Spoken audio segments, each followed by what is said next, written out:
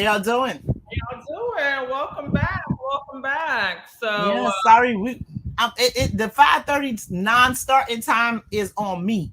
I apologize for that. I work in Belgrade a few days a week, and yeah, I didn't leave in time to get home. she out here taking care of the people. Okay, she's out here doing the Lord's work. And Well, I'll eventually be doing the long word as soon as I get more cases. But for right now, I'm just working. You still out here giving up yourself and giving for the people. And you do a lot of sacrificing, and we appreciate you. And I don't think people understand how much goes into what you do. So even though we don't start on time, but it's because we're gonna do better. So what we're gonna do, like I'm gonna have to make some clips that we can like at least play, so people can expect to see something at 5:30. There you go. Say something at 5:30. And then until we hop on, have some content going, to keep everybody interested. So thank you all that's here. We're here. We're here. So if you haven't been onto our YouTube page, please like, share, and subscribe. Subscribe to the page, y'all. Come on now. Listen, I want to. We're trying to get them numbers up, and I was trying to get some of the people to subscribe, and I think that they pressed the wrong button. But I will make a class next time where I'm going to see those people again. I'll make sure that they do the right clicking. Make sure you go and look at all our videos. You ain't got to like them all. You ain't got to watch them all. No, we want you to like them all. You ain't got to watch them all. Just like them all. Like them all. You ain't got to watch it all, but just like them all. Good, like them all. And we're on Facebook Live too. How you doing, Commissioner Smith? She's always here. I love it. Always on time here. Love her. Yes, appreciate it. Always showing us love. All right, so listen, last time we left off, we talked about why it's really, really important for y'all to did y'all like the 1 minute clip that we did, promote in what we were going to talk about today? We did we put out a little 1 minute video showing what discussing what we were talking about today. Did y'all see it? I didn't see it. You didn't watch it? Okay. Where'd you put it on YouTube? It's on YouTube and Facebook. Both of the it's not on our personal pages. It's on the Race and the Races YouTube channel. And I gotta go look at it. I didn't get to see it. I was, locked up and stuff. So listen, we talking about the school board. Do you want to start, or do you want me to start? Well, so this Sandra Sheffer, one of the co-hosts of Race and the Races, and today we're going to talk about the school board and all their antics. And I titled the show, either we're going to discuss it or we're going to be disgusted by it, one or the other, because we'll talk about it, but some of that stuff just kind of had me a little busted and disgusted.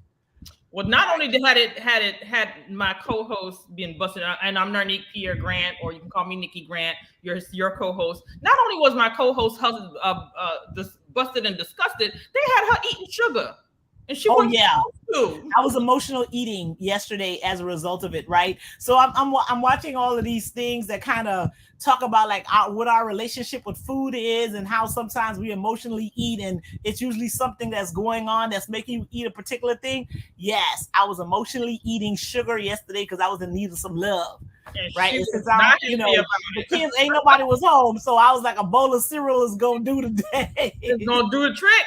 I hadn't had sugar like a couple of weeks, but I was like, that sugar makes you feel like some kind of love or something. I think that's what they said. So it was stressful. It was stressful watching that school board meeting. It was stressful. I was there early in the morning. I did not stay later for the shenanigans, but let me tell you. Before we get into what was talked about at the school board meeting, let me just mention that last time we spoke, we mentioned about the Promise program, right? And that the diversity, equity, and school climate department that's over it, they made recommendations to the board to terminate the Promise program. Now, I didn't see that. I saw the snippet of it, and I got some phone calls and some text messages where people were like, well, what's going on? Why are they trying to get rid of Promise? So I, in turn, sent a message asking the director of that department to find out what the deal is. So she came to our diversity committee meeting, which was our general meeting last week, and she kind of broke down as to what they were doing. She told us what Promise was when it in its inception back in 2014, I believe. Then she talked about how it evolved over time, and then after the Stoneman Douglas shooting, how it completely changed into something that that was not what is in the beginning. So in the beginning, it was an intervention program. Now it is considered a pre-arrest diversion. So we started off with intervention, then we've migrated now to pre-arrest. I want to use the correct wording because I don't like throwing words out there and then I'm not using the right wording. Pre-arrest diversion. Let me make sure I'm saying it right. It was considered a intervention program. And as of this year, 2022 and 2023 school year, the program is now identified as a school-based pre-arrest diversion program.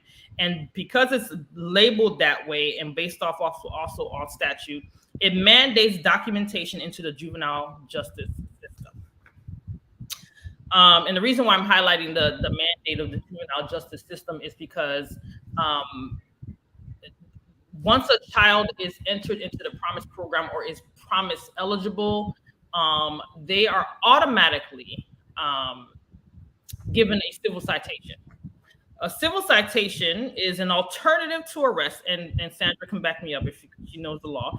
Alternative to arrest for youth 8 to 17 years of age who commit certain first-time misdemeanor offenses. It's under Florida Statute 98.12. It gives law enforcement authorization to issue the youth a civil citation in lieu of arrest.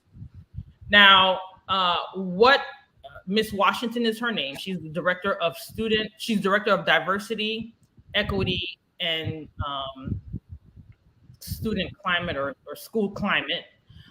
She stated that if a child makes an offense that is considered a misdemeanor or promise eligible, it's taken to the police first, whatever police, if it's BSO for that school or whatever the case is.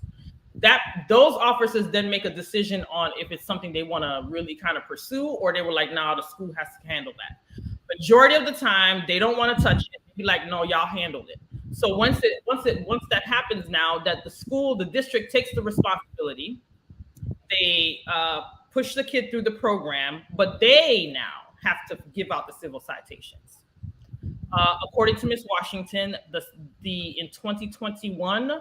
They've issued out 1,300 and over 1,300 civil citations. So I have a question though. Does the civil citation that the school issues, how does that relate to what they do with the discipline matrix? Because there's also a discipline matrix that they have that right. Certain conduct based on that matrix, they're supposed to respond in a particular way. So how is it that the civil citation correlate or work with the discipline matrix, or are those two separate things?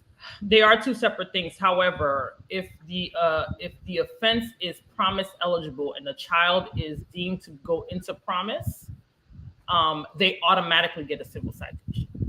It's not about and it falls out of the discipline matrix. Like they don't follow whatever the protocol is in the discipline matrix. They still follow what the protocol of the discipline matrix is, but that is in addition to.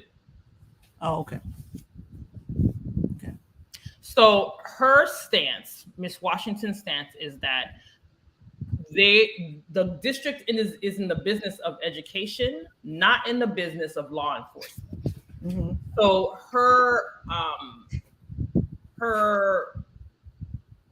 the goal for her is to do away with promise. That way they take out the civil citation aspect of it. And in its place, because that's one of the questions we asked at our meeting. I said, well, you're taking something away, but you're not putting anything in its place. So there is a program, well, not a program. The district has something called AES, which is Alternative to Expulsion and Suspension. And what she's saying is that how they've already created a foundation for this, so they can use the foundational program and processes that they have for promise, enhanced AES, but then remove the part where they have to issue the civil citation and leave that up to law enforcement. So my question was, How is that different from what we've been doing prior to Promise being implemented, right? Because when Promise was implemented, Broward County led the state in misdemeanor arrests of children. So I'm sorry, I was looking for something. That's okay. So her stance is we take away the element of civil citation. We enhance AES. We use the same kind of programming and programs that we use for Promise, and we make it more robust, because she said that she's also her office is also working on some grant writing or grants to put more money to some of the programs they have now, and to bring in more, I guess, staff and resources. But my concern, and what I said at the meeting when I did my report, was, number one, Promise was alleviated and really kind of brought down Broward to a space where they weren't leading the state. I think now Broward is now number 58, because we have 67 counties. So we were number 1 back in 2013. Now we're number 58. And this was solely based on the Promise program. The second thing is that this elevation of the AES, we don't know how that's going to look, what the mechanisms are on that, and if that would be beneficial or even I don't know, have the same kind of robust goal as Promise. We don't know that. And then the third thing is, have we thought this through prior to making this request to remove? The board will have to hear about it again in June. I would like listeners to be able to go to that meeting and voice their opinions about Promise. What I did mention to the board members was, like, I know that this is coming to you in June. I hope that you are all versed in the Promise program, understand what it is, and make sure when you're making a decision that you do what's best in the best interest of the students. Now, civil citations, I'm not really familiar with. I'm not sure how much of a detriment it is to kids if they have it. I know that Miss Washington tried to explain to me, it's like when you're getting a ticket for jaywalking or something like that. I don't know what the magnitude of that is. I don't know what that looks like. I did hear some grumbling that, some people still get affected with civil citations, that, there's certain things that they can't apply for. I don't know how true that is, and I probably should have gotten that information, but this is where we're at. Okay. So that's what you wanted to talk about. I got some other things I want to talk about. No, that's what we had mentioned it before, and we were. Oh no! I'm not. I had more. From what you explained, I actually have more questions about the civil side, about the Promise program. What they getting rid of it? What this AES stuff means? Yeah. So I'm gonna leave that for another day until I could get some better answers, and then I'll have a better conversation about it, because there's some stuff that's not adding up to me that I would have to, someone who this Miss Washington, or maybe I can have, I'll talk to her or something so she could make it make sense to me, because what she talking about don't make sense yet. So okay, I just want to put that out there, because they are going to be looking at it in June, and if you have an opportunity, those who are watching us, look up on the website, the school website. They have all the information under there about the Promise program. All you got to do is type in the section where it says to look it up, type in Promise, and all that information will come out to you. So all right. So when we get the exact date, if you know the exact date of that meeting, you can say it, and so people can go and go to that meeting. So if you have the exact date, that will be helpful. That will be the first to know to schedule to be at that meeting, or to at least June 6th. June 6th. Okay, so that's the June 6th school board meeting. They're going to talk about the Promise program. If you can't go, then what you should do is send it. I believe up until that morning, you're allowed to put in public comments. Yep. So you can put in your public comments ahead of time about what your position, your stance, or whatever your take is on the Promise program. So if you can't go in person on June the 6th, then go send in a public comment, I think before like 6 or 7 o'clock that morning, in order for it to be read into the record or be part of the permanent record on the Promise program. Nice. Nice, nice. Okay, so what are you going to talk about the meeting yesterday? Because I'm really I'm really really excited to talk about the meeting from yesterday. Okay. What you would like to talk about? All right. So what I want to talk about is this superintendent search, right? Mm-hmm. And how I believe it was 26 people that had applied for the position. Yes. I believe so, and then the firm, the search firm that the school board, hired to help them find a superintendent. I think they were tasked with ranking the people in terms of most qualified based on the criteria that was set, and then they were supposed to forward some names. My understanding was that the search firm forwarded the name of 6 individuals that they thought were that fit the criteria that was set by the board, and then one of the persons whose name was set forward decided to withdraw their name, so they were down to 5. And then the other part that I heard was that there was the superintendent of it's in Nevada, Clark County, in this I think it's Las Vegas, Nevada, decided that he wanted to be considered. So he reached out to the board chair, Lori Alladef, and told her that he wants his name to go into consideration. So they spent about 2 hours trying to figure out how they can get this man named to be part of the 6 that they're considering. Back up a little bit, because the reason why he wanted to put his name is because he missed the deadline, correct? To apply. Right. He missed the deadline, and he missed the deadline to actually apply. So he reached out to the board chair, and then so there was conversations about whether or not they should expand the search and let everybody, open it up so other applicants could come in. And then they took a break, and then they came back and they said that they were just going to add his name. So then there was probably another hour-long conversation about that, and so they settled on extending the search, I think, until maybe Monday the 15th, because there's something about you got to give 7-day notice when you do whatever, and then they're coming back sometime on the 23rd to discuss this superintendent. So part of what's happening was that they had in the mind of the board, they wanted to have a new superintendent in place by July the 1st, which most people who were familiar with the situation said that was a very aggressive timeline. And not only was it aggressive, it was unrealistic, right? And I guess the board is starting to realize that. And I mean, with that, and so when they took their break, I kind of moved a little forward. So after they took the break, they came back and said they were just going to add the man's name to the list of folks that they were going to be considering.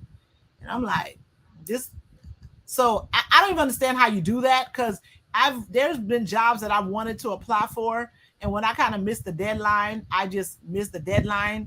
And unless they reopen the position for me to apply, then I can't apply. That's just kind of what happened to regular people. But I guess, like if you're trying to be superintendent of Broward County Schools or the 6th largest school district, you could just make some phone calls and people are going to add your name to the list, even though you missed the deadline, right? But after all, and everyone and the audience and people were confused about, like, so what y'all voting on? Well, what's the motion on the floor? What's happening? So, but what I think I finally heard was that they've extended it. They've opened it up for all individuals to apply, including the present Clark County superintendent, to allow him to be part of the applicant pool for the Broward County School Board position. So that was a mouthful. So it was, but I think I summarized 4 hours in about 3 minutes. Yes, you did. So what I'm hearing and what I witnessed too, because I was watching it, was the school board doing the same thing they did when they were getting when Cartwright was there to be interim, but was not allowed to apply for the full-time position because she was going to be interim. And at the time, the board made a decision to renege on that and allow Cartwright to come in, and we saw how that played out. And so we're seeing this once again. One of the board members, I think it was Debbie Hickson, was very adamant about well, last time we made a big mistake by changing, and we don't want to change. We want to follow the process.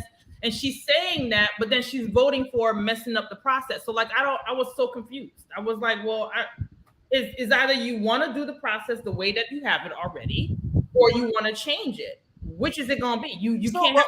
but she said she okay. So all right, so her whole like I want to follow the process is suspect for me too, but that's a different part of the conversation, right?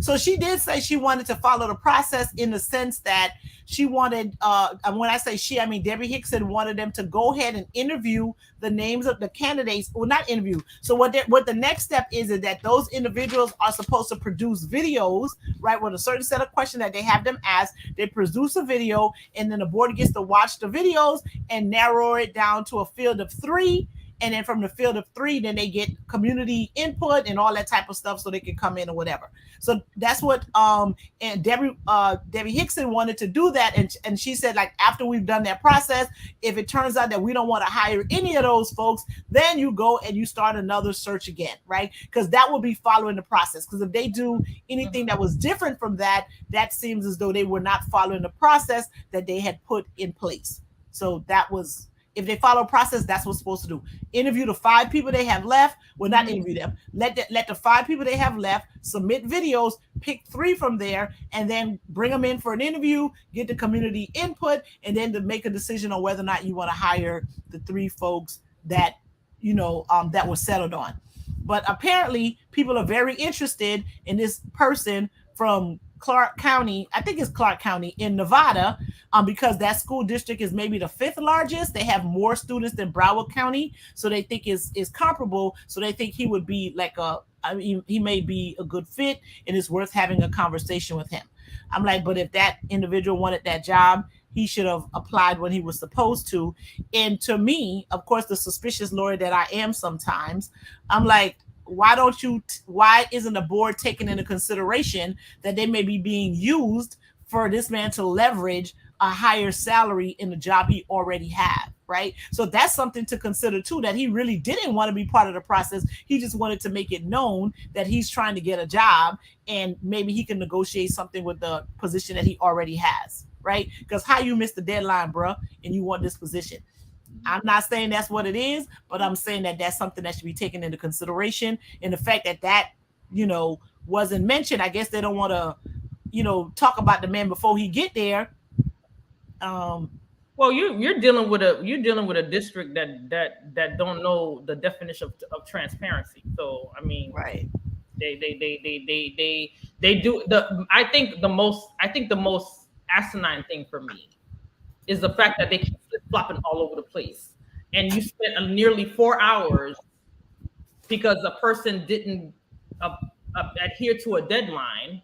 I don't know where you do that at. Any job you have, they post a job, they tell you what the deadline is about the job, and then you have the opportunity to kind of thing or whatever. If you don't have all your stuff in by that time, why are we now changing the rules to accommodate you? To me, that's changing the rules. It is changing the rules. You're changing the rules to accommodate, and then they do it under the guise of we don't have qualified people. Well, they didn't say that. They didn't say they don't have no qualified people. But they alluded to that. But they alluded to it because you had one member. Well, they can't say that. They can't say that because Valerie Wanza, who's the chief of staff of and who was the deputy superintendent, I think that's what her last title was, is part of that pool. So there's absolutely no way on this planet that they can say they don't have qualified people. No, I know, but one of the board members said one of the board members, I think it was Tori Austin, he was talking to the company that was looking for the superintendent. He said, you told me last time that we had 2 solid people who were two qualified people. He in turn said, no, we have 5, right? That's what the guy said. He said they had 5 people that met the criteria that was set by the board. Right. And Mr. Member Austin said, well, quite frankly, personally for me, we probably got 1.5, 2. That's what he said in terms of that was qualified. Okay. Mm-hmm. So he did say that on record, right? Not that everybody wasn't qualified. He just said 1.5, 2 people are qualified. The other people he's not too sure of. Another board member piggybacked on what he said and said the same thing. And then I think that's when the discussion came in so we could reopen it, get the right people and all that other stuff or whatever. So for me, that's alluding to saying that the people you have are not that qualified. So you need to open it back up again. For me, I just What want. was who like what who was alluding to that? You think Tori Austin was alluding to that? Because I he didn't say that at all. He did not say that they should open up the he did, my what I saw. He did not say that they needed to reopen the search to have additional applicants. That was not said by him, and that wasn't even suggested by him either. What did he suggest then? No, he was just the applicant pool is dead. They want to interview these 5 people. Have at it. Because for him, what he said was he wanted to get rid of the company that did the thing. Right, because they had a list of 26 and most of them people weren't qualified for the position. That's what he said. That's what I'm telling no, you. Okay. So I understand that's what you're saying, but then you have to also watch how you say it. So he didn't say that the people weren't qualified, like in the sense that they didn't have the credentials that they need in order for them to have the position. Now, what he did say was that he think that there's one and a half candidates that stand out above the rest. That's right? Not what he said. Okay. That's what he said that he for him personally only 1 or 2, 1.5, 2 meets the criteria. That's what he said. Meets the criteria for the job or meets his criteria for a person that's a superintendent? He said meets the qualification. He used the word qualifications to be in the position. That's what he said. He said 1.5, maybe 2. That's what he said. Meet the qualifications for the job? For the job. Okay. But I'm not saying it in a sense that he's saying everybody else wasn't qualified. I'm saying that he's saying for that particular position, he said maybe 1.5, 2 meet that qualification. That's what he said. Meets his qualification, but not the standards that was set by the board. Probably not. Maybe I would agree with that. Because I don't think he said that it's only 2 people that met the standards set by the board when the search committee brought forth 6 people who met the standards set by the board. Okay, yeah. I don't want to ascribe no words to the man that he didn't say, because he didn't say that they did not meet the criteria that was set by the board. Now, whether or not he thinks it's maybe 2 people who he would think would be good at the position, that's something different. But to suggest that they didn't meet the criteria that was set by the board, that's not how I understood what he said. But if that's how you understood it, then that's how you understood it. To me, but he also made a request to, I guess his amendment was to get rid of the company. And then I think he also said that they could have done the job. The board could do the job as well in terms of finding a superintendent. That's quite possible too, because they were getting calls from people that were interested in the position. So if they were getting calls for people that was interested in the position and the search committee weren't familiar with them, the board probably can do a better job of finding that individual. I personally feel like they really should be doing the job. I don't think. And one of the other things I believe he suggested it, or maybe what's his name? Fogan Holly suggested, I'm not sure which one, and I don't want to subscribe, but they were saying that they basically should have just allowed any company to find a person for them, and whichever company found a person gets paid for that, right? Like their firms, they're firms that you headhunters, they might use a different word, that they should just open up to let any headhunter find a person for them, and whoever they ended up hiring, then the headhunter should get paid, as opposed to them paying somebody to find that. And I think that makes it a more competitive process, and that would, that made sense to me too. I'm not sure which one who said. Yeah, it was somebody suggested that. It was Fogan Holly, and he said that on the onset. He said it way before they had chosen a company to do the search, and I was in agreement too. I think that when you put different companies against each other, they bring the best of their best, right? So you can get the cream of the crop. I agreed with that. I thought that was a good idea, but the board majority didn't see that it was beneficial. I would have thought that it would have been beneficial had they done it that way. I think we wouldn't be having this conversation had they done it that way. Right. And then we also had like some board members who there were people whose name weren't put forward, and they didn't agree with that, right? They was like, oh, well, what about this person who wasn't put there? I think they meet the criteria. And the search firm was like, well, no, based on what the criteria was set, that person in that moment didn't meet the criteria, right? Mm-hmm. And then and the search firm man kept saying, I don't want to talk bad about nobody, right? And to me, that was code for something happened, or something's a part of that man's file that I want to put him on blast for, and that's why his name didn't go forward. So why are you trying to add him to the list, right? And so it was just a lot of dysfunction that was happening during that meeting that to me makes no sense. And if they want to go forward with the process that they had, go ahead and interview this 5 people, because I don't think you should add nobody else, but I guess some names are going to be coming forward, and interview the people. And then if you don't want to hire any of them, then don't, and then explain to the public why, right? As opposed to opening. Because to me, it's like, for me, I think the fact that they want to open it up and look for more people is that most of the board don't like what their options are, right? It's not about the individuals not being qualified. I think they don't like their options, and they should just say that. They should absolutely just say that, right?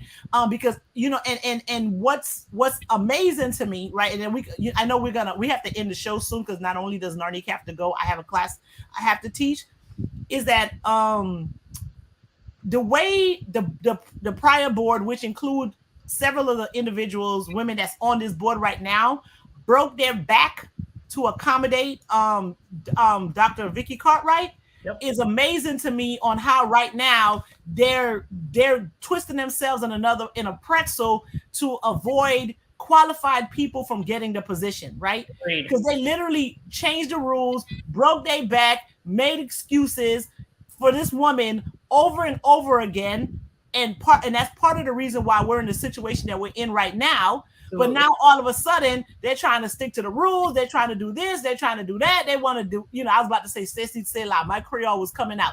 They're doing all of these things. That's like, you guys have a couple qualified applicants in there that they can go forward. But to me, it's that they don't want the person that's there. They just need to go ahead and say it and stop being cowards about it, right? Just go ahead and say it and stop being a coward about it, and putting people through all of this rigmarole, and have folks sit through and listen to 8 hours of stuff, and just basically say you don't want that person to become the next superintendent of school, even though that person is qualified and they should have that position and they know it, but they don't want it for whatever their reasons are. Just say that, instead of trying to hide behind process and procedure. And those are my sentiments about that, is that they absolutely know that there's a woman that's very qualified for that position and should have it, but they don't want her. And instead of just saying that, right? Instead of just saying that, they're hiding behind process, procedure, and all of this other foolishness. A woman who is a wealth of knowledge and has been in the trenches with this district for years. Right. Who knows the district back and forth, who knows what needs to get done in order to get the district where it needs to be.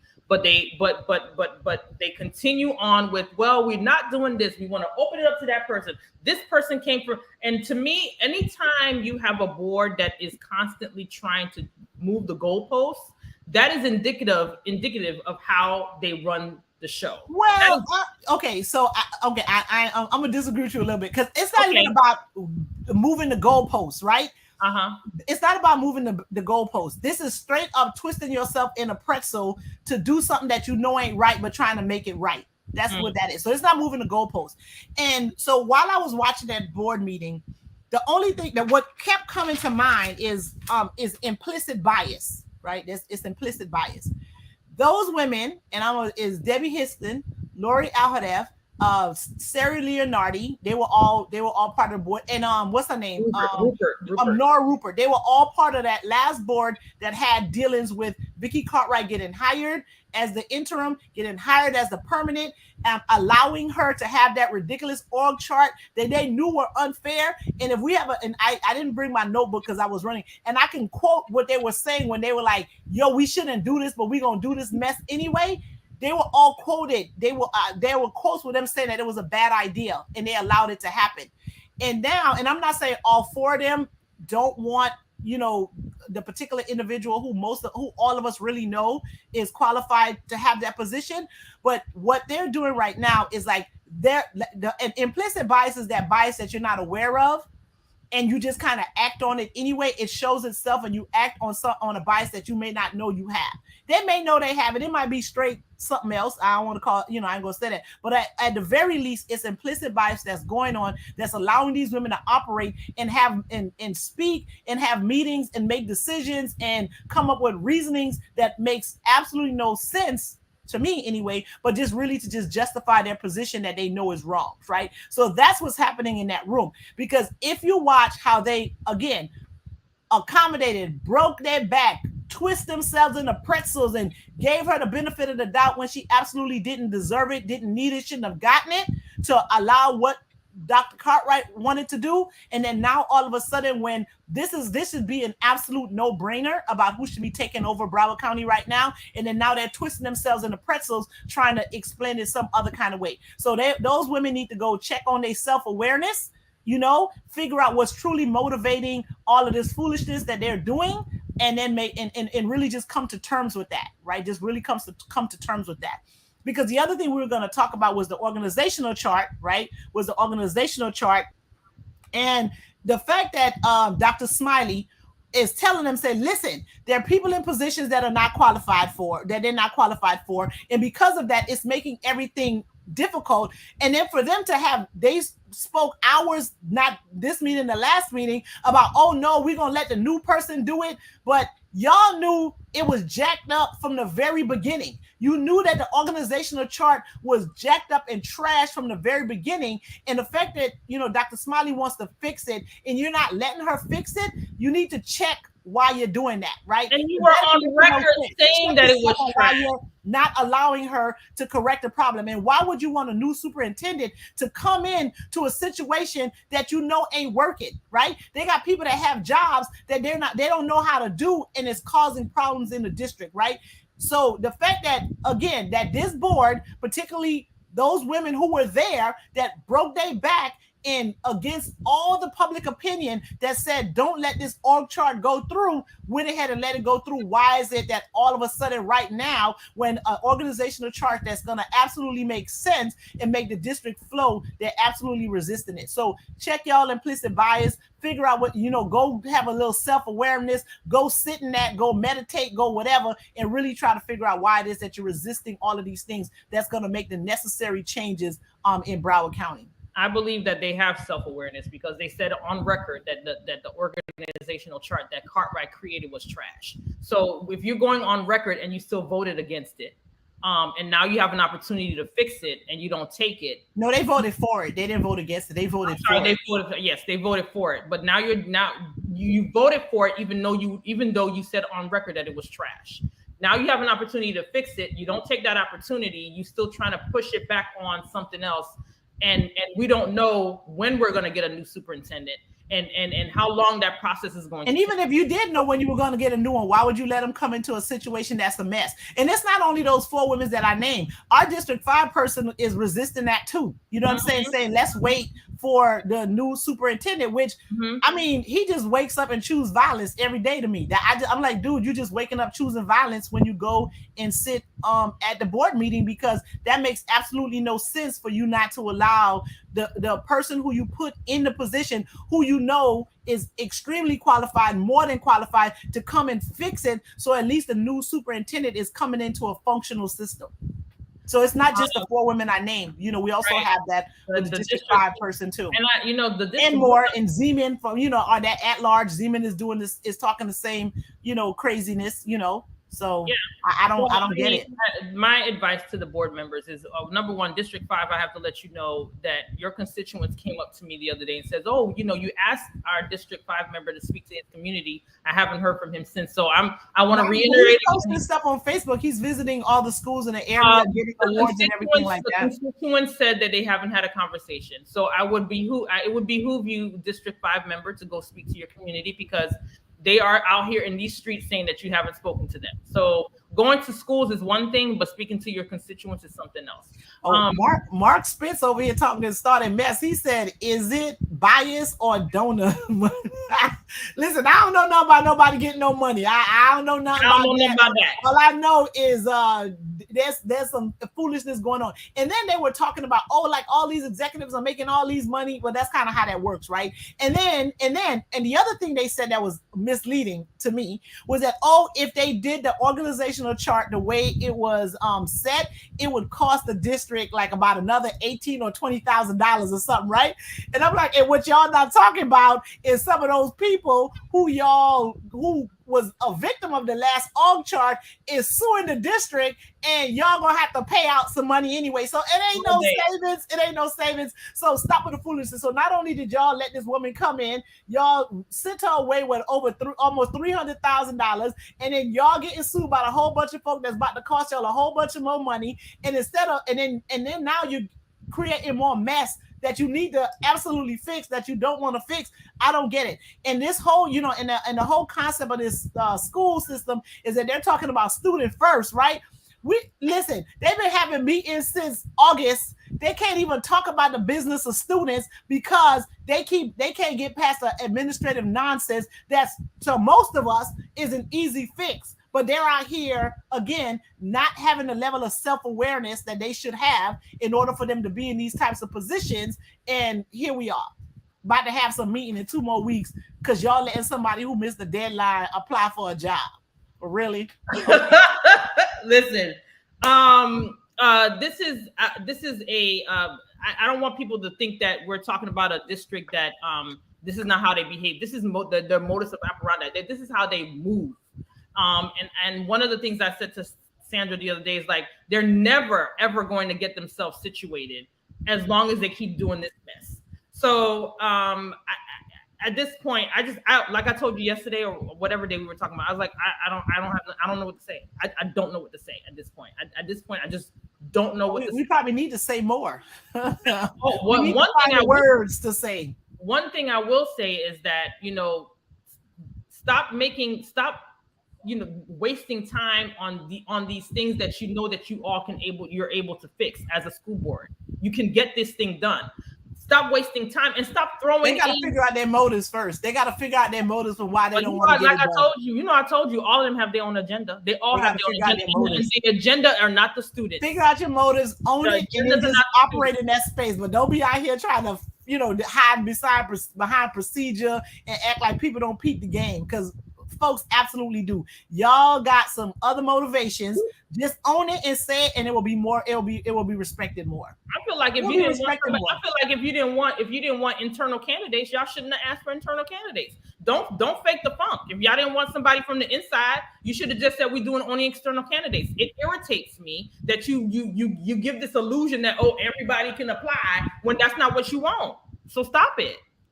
Stop it. But if that ain't what they want, then they don't want what's best for the county. They don't. That's all that is. And then you have to figure out why is it that you don't want what's best for the county. It may not be packaged the way you wanted it, but that's the package you got. And that's why people need to pay attention to local elections. The 2024, there's a couple of them are coming up for re-election. If you're not coming here to do the business of the people, you don't need to keep your job. Period. It is what it is.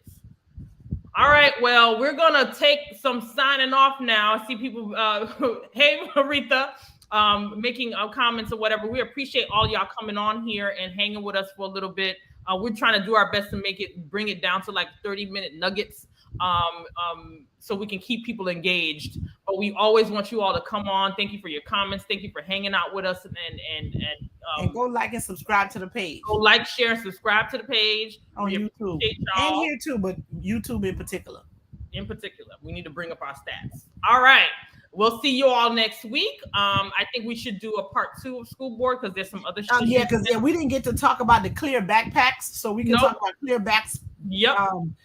Backpacks and this disjointed board next week. And they do have a meeting on Tuesday. There's another meeting on the 16th. So we probably will continue talking about the board next week based on whatever comes up at a meeting. What comes out of that meeting. You can look at the meeting online. You don't have to necessarily be at the be there, but you can see the meeting online. Beacon TV does it in Broward Schools. You can look at it on Broward Schools and Beacon TV. live streams the board meeting.